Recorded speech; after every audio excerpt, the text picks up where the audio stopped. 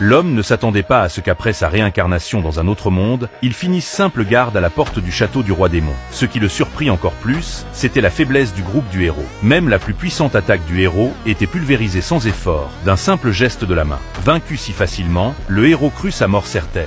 Mais étrangement, Jacques ne les tua pas durant le combat. Il tomba amoureux au premier regard de Lisa, l'une des membres du groupe. Il transporta donc les 4 inconscients jusqu'à un village humain voisin. Le roi démon, apprenant cela, resta indifférent. Après tout, si le héros était incapable de vaincre un simple garde, comment pouvait-il représenter une menace? Un mois passa. Durant ce temps, le héros défia Jacques à maintes reprises, mais sans exception, tous les combats se soldèrent par un échec. Ni les attaques physiques, ni les sorts magiques ne parvenaient à ébranler Jacques. Le groupe du héros était désespéré. S'il ne parvenait pas à vaincre le roi démon, le monde s'effondrerait. Le temps pressait. Jacques proposa un marché au héros. S'il laissait Lisa, il la laisserait partir. Derrière, il laisserait les 3 autres continuer. Pour défier le roi démon, le héros refusa immédiatement. Mais le mage du groupe insista. Après tout, il n'avait pas le choix. Jacques avait eu maintes occasions de les tuer. Et pourtant, il ne l'avait jamais fait. Peut-être que cette fois ne serait pas différent. Et sauver le monde était plus important que de sauver un seul coéquipier. Le héros hésitait encore, mais Lisa se porta volontaire.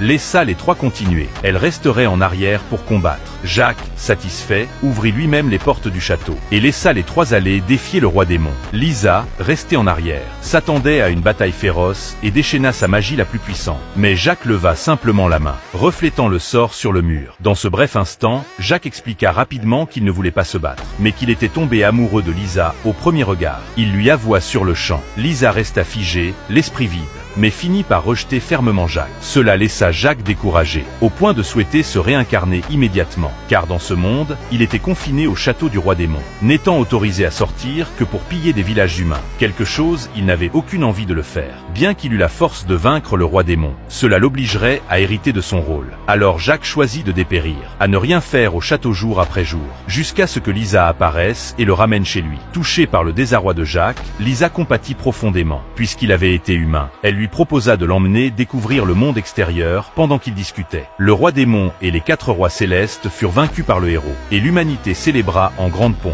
Jacques fut enfin libre de quitter le château, et de s'aventurer dans le monde extérieur. La première chose qu'il fit, sacha à briser les cornes qui symbolisaient la race démoniaque, puis à s'inscrire à la guilde des aventuriers. Avec une puissance surpassant celle du roi démon, Jacques passa rapidement du rang F au rang D, devenant la coqueluche de la ville. Lorsque Lisa apprit la nouvelle, elle se rendit immédiatement auprès de Jacques, lui demandant d'interrompre ses quêtes, car elle avait quelque chose d'important à lui dire. Chez Lisa, elle révéla la vérité. Depuis la chute du roi démon, les nations dans ce climat d'agitation, la guerre pouvait éclater à tout moment. De nombreux pays avaient même envoyé des demandes en mariage au héros. Avec la force de Jacques,